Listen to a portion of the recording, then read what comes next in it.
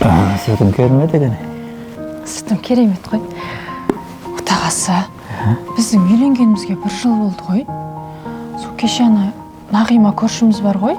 Сол күйеуі екеуі қаладан квартира алыпты. Ой, жақсы бұл. Сол бала-шағаларымен көш кетті. Күшті өмір сүріп жатыр екен. Біз де сол қаладан квартира алып көрсек па деп ойлаған ғой. Ой, қалада не бар?